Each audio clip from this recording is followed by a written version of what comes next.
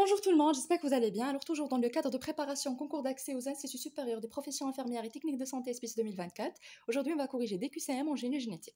Alors tout d'abord, الناس اللي مهتمين بعد التحضير لولوج SPIS, donc حاولوا تواصلوا معايا le plus tôt possible في mon numéro WhatsApp que vous voyez maintenant sur vos écrans باش ان شاء الله تقدروا تنجحوا في le concours ديالكم وتنموا le deuxième groupe.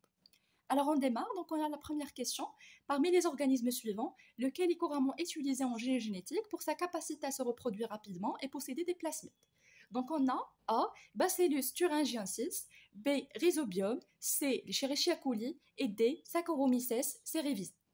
Alors, احنا عارفين بلي في الجيني génétique, on utilise des êtres vivants, des organismes qui possèdent bien sûr des vecteurs afin de permettre la synthèse les molécules ou plutôt des hormones ou là, des médicaments qui constitueront bien sûr le côté biomédical. Alors, comme vous voyez ici, donc des informations sur l'espèce utilisée. Normalement, l'espèce, c'est l'Escherichia coli. On va voir les caractéristiques de l'Escherichia coli qui font un organisme utilisé en génie génétique. Donc, l'Escherichia coli est l'un des organismes modèles les plus utilisés en génie génétique. Il est préféré pour plusieurs raisons. On va voir les raisons qui font les scientifiques qui utilisent l'Escherichia coli. Donc tout d'abord, sa reproduction rapide. Donc l'Escherichia coli se divise très rapidement avec un temps de génération d'environ 20 minutes. Donc imaginez, en 20 minutes, on peut obtenir la génération des Escherichia coli.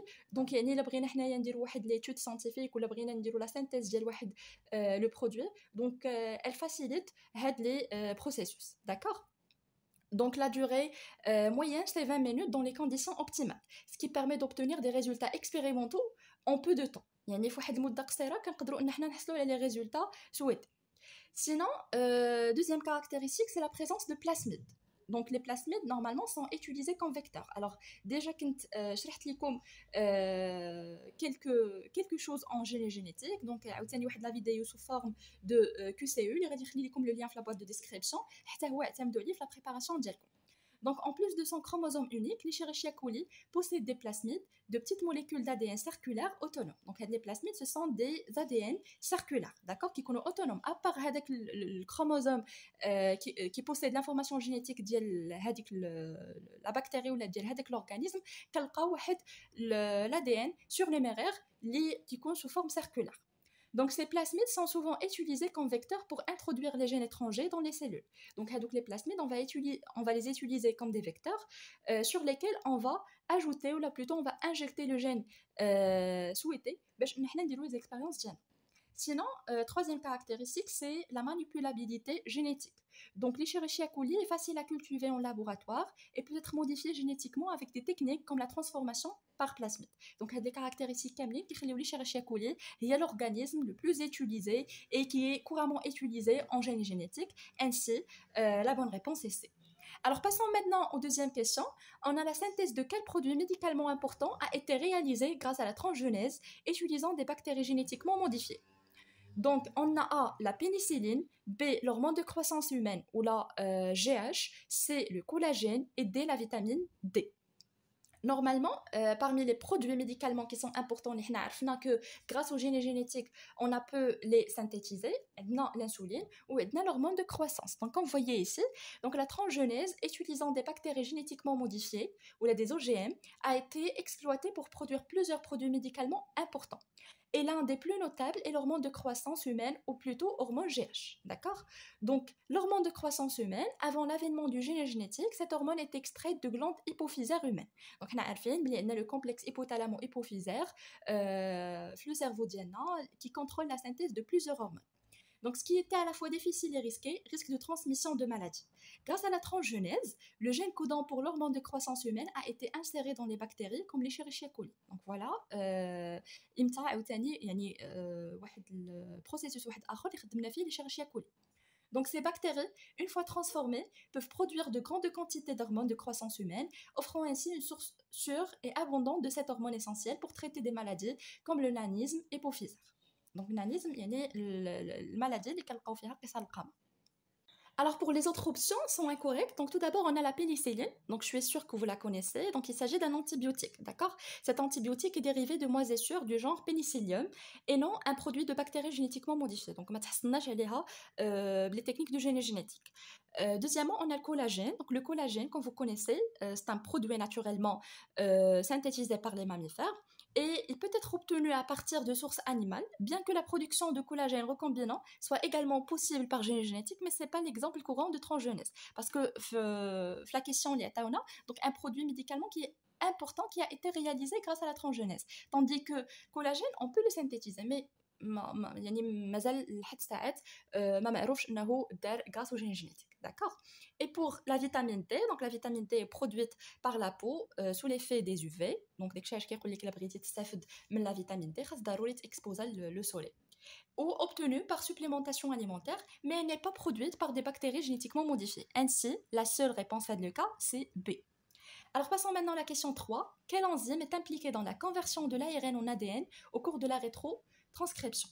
Alors, durant la transcription, à partir de l'ADN, on obtient de l'ARN messager. D'accord? Parce que afin que la traduction aura lieu,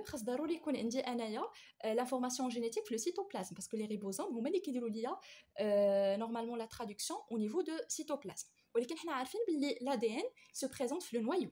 Donc afin qu'il passe du noyau vers le cytoplasme, خاص ضروري توقع لنا la transcription, نحصلوا على واحد l'intermédiaire qui est l'ARN messager, et par la suite عاد كنقدروا ان حنا نحصلوا على la chaîne polypeptidique qui va coder pour des caractères bien déterminés.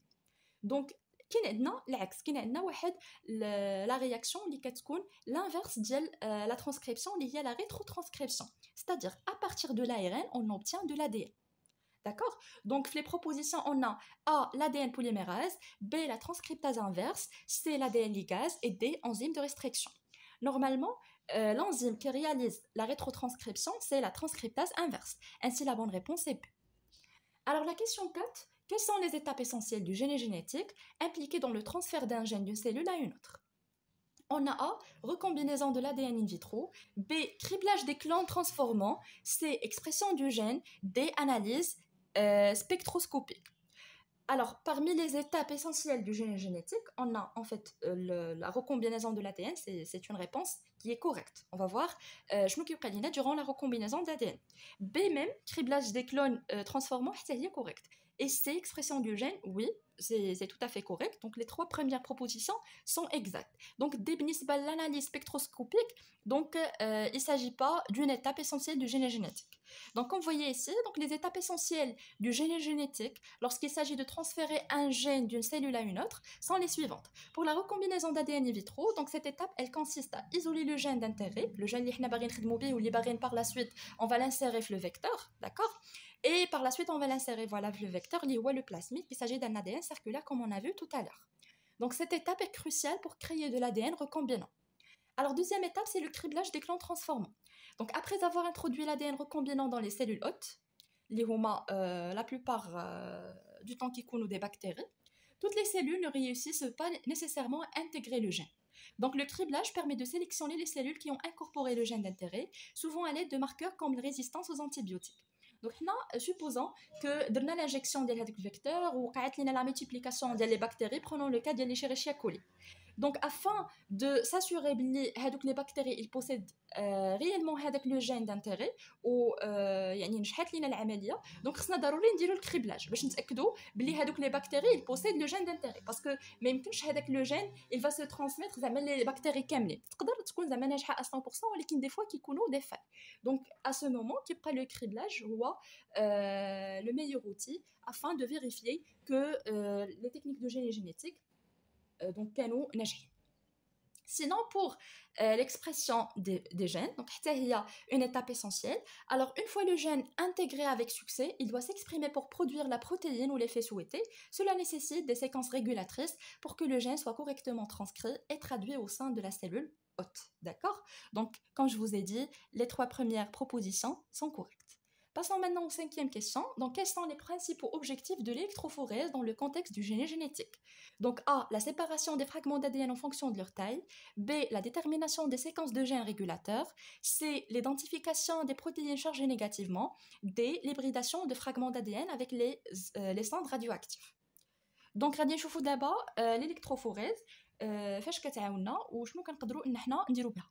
Donc l'électrophorèse est une technique clé utilisée dans le génie génétique pour diverses applications, d'accord? En particulier la manipulation de l'analyse de l'ADN et des protéines. Donc elle permet d'analyser l'ADN et même les protéines. Donc pour la proposition qui suggère qu'elle permet la séparation des fragments d'ADN en fonction de leur taille, c'est correct. Donc lorsqu'on parle de la taille, on parle de la longueur des fragments d'ADN, de leur poids moléculaire. Donc ainsi, elle reste une bonne réponse. Donc l'électrophorèse, comme vous voyez, sur gel, la plupart gel d'acarose, donc est utilisée afin de séparer les fragments d'ADN en fonction de leur taille. Donc les plus petits fragments migrent plus loin dans le gel sous l'influence d'un champ électrique. Donc bien sûr, on met le gel, bien sûr, غادي يكون soumis le champ électrique puisqu'on connaît déjà que l'ADN est chargé négativement. Et selon le poids moléculaire ou la taille ديال هذيك les fragments, donc les plus légers, les plus petits vont migrer rapidement, tandis que les lourds كيبقاو لينا الفوق. Alors pour la proposition qui suggère l'identification des protéines chargées négativement. Donc, dans une électrophorèse en gel de polyacrylamide, donc les protéines peuvent être séparées en fonction de leur taille et de leur charge. Donc, les protéines chargées négativement se déplacent vers l'anode. Donc, puisqu'on a dit que l'électrophorèse est utilisée en diverses applications, donc quelle que soit la manipulation de l'analyse d'ADN ou plutôt des protéines, donc l'identification des protéines va être une bonne réponse. Sinon, pour la proposition, hybridation de fragments d'ADN avec des cendres radioactives. Donc après l'électrophorèse, donc les fragments d'ADN peuvent être transférés sur une membrane. La plus utilisée, donc la plus connue, c'est Southern blot, et hybridée avec des cendres, donc selon les règles de complémentarité, ou des cendres qui sont radioactives afin d'identifier des séquences spécifiques.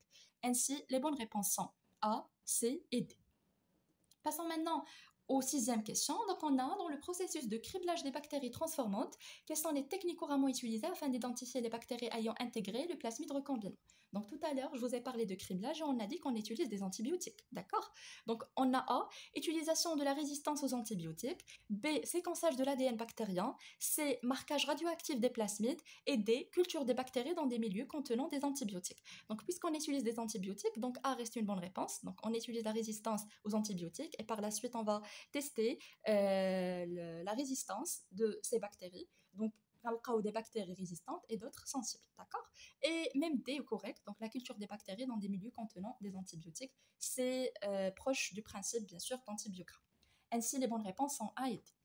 Alors, la question 7, quelles sont les étapes techniques impliquées dans la production d'insuline humaine par génie génétique? Donc, je vous ai dit que parmi les produits médicamenteux, bien sûr, réalisés grâce au génie génétique, on cite l'insuline et l'hormone de croissance GH.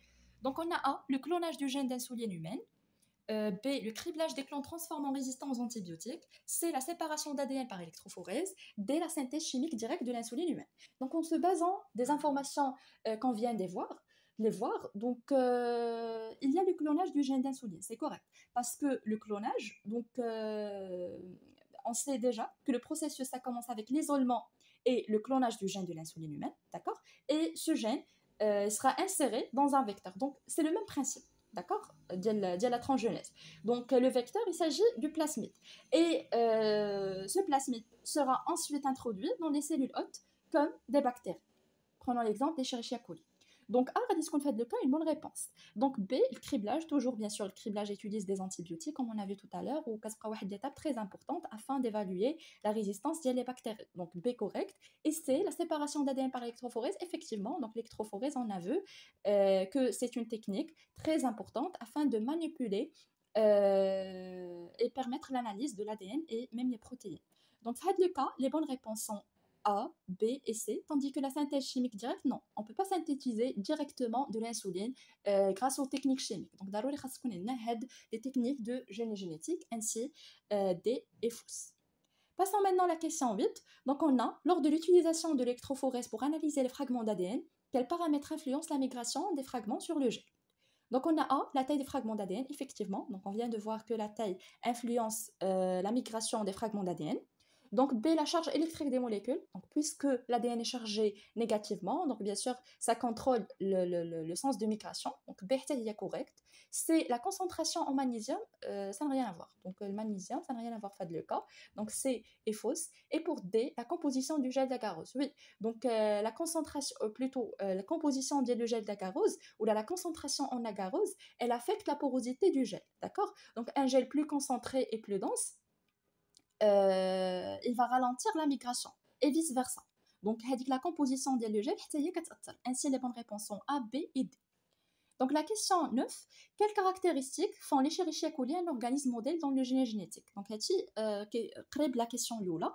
Donc A, présence de plasmides supplémentaires en plus de son chromosome unique, c'est tout à fait correct. Donc B, reproduction rapide avec plusieurs générations successives en peu de temps, oui. Donc on a vu en 20 minutes, l'Escherichia coli a le pouvoir de produire d'autres organismes, d'accord? Donc ils se reproduisent rapidement. Donc c'est capacité à intégrer spontanément l'ADN exogène sans vecteur, non. Il nous faut un vecteur, le plasmide, donc c'est faux. Des cytoplasmes riches en ribosomes nécessaires à la synthèse des protéines, bien sûr c'est correct. Donc parmi les caractéristiques aussi des Escherichia coli, c'est la présence des ribosomes qui sont nécessaires à la synthèse des protéines, le cytoplasme dial. Donc l'Escherichia coli possède un cytoplasme qui est bien adapté pour la synthèse rapide des protéines, ce qui est crucial pour l'expression des gènes clonés, comme la production bien sûr de protéines recombinantes. Donc les bonnes réponses sont A, B et D. Passons maintenant aux questions 10 et la dernière question, on a quels sont les principaux avantages de l'utilisation des enzymes de restriction dans les expériences de génie génétique? Donc A, capacité à couper l'ADN à des sites spécifiques. B, possibilité de recombiner les fragments d'ADN de différentes espèces. C, induction de mutations ponctuelles dans l'ADN. Et D, facilitation du clonage des gènes en créant des fragments d'ADN manipulables. Donc, voyons ici quelques informations sur les enzymes de restriction. Alors, les enzymes de restriction jouent un rôle central dans les expériences de génie génétique pour plusieurs raisons. Tout d'abord, la capacité à couper l'ADN, donc comme leur nom l'indique, donc on a enzymes de restriction. Donc, ils permettent la restriction des fragments d'ADN, d'accord? Donc, les enzymes de restriction reconnaissent des séquences spécifiques de nucléotides dans l'ADN et coupent des brins d'ADN. Donc, il y a des exemples des enzymes de restriction. مثلا عندنا BAMH1 donc كل enzyme عندها واحد l'endroit bien déterminé واحد la séquence nucléotidique bien précise اللي كتمشي تقطع لينا فيها d'accord. Donc cela permet de travailler avec des fragments d'ADN prédéfinis. Deuxièmement, on a la possibilité de recombiner des fragments d'ADN de différentes espèces. C'était normalement la suggestion P, c'est tout à fait correct. Donc une fois que l'ADN est coupé en fragments par des enzymes de restriction, il est possible de combiner ces fragments avec de l'ADN provenant d'autres espèces. Donc cela permet de créer des organismes génétiquement modifiés, ou plutôt les OGM. Donc soit tu fais organisme génétiquement modifié ou la OGM, c'est la même chose. Donc l'abréviation d'IALA, d'accord, en intégrant des gènes d'intérêt dans les hôtes différents. Et pour C, donc induction de mutation ponctuelle, non, ce n'est pas le cas. Donc les enzymes de restriction, donc elles ne permettent pas d'induire des mutations. Et pour la dernière, donc la facilitation du clonage des gènes en créant des fragments d'ADN manipulables, c'est en coupant d'ADN à des sites spécifiques. Donc les enzymes de restriction, ils permettent de créer des fragments d'ADN qui peuvent ensuite être insérés dans les vecteurs, d'accord, les plasmides. Ainsi, cette proposition est correcte. Donc les bonnes réponses dans ce cas sont A, B et D. Et voilà, donc on arrive à la fin de cette vidéo. J'espère que Sefto et Femto les questions en génie génétique. Je sais que le cours de génie génétique vous pose des problèmes dans le concours des SPITS. Alors, comme je vous ai dit au départ, il est que vous avez le SPITS, donc essayez de contacter le plus tôt possible sur mon numéro WhatsApp. Je n'ai plus d'informations. Inch'Allah, nous allons le concours. Donc, merci pour votre attention et à bientôt.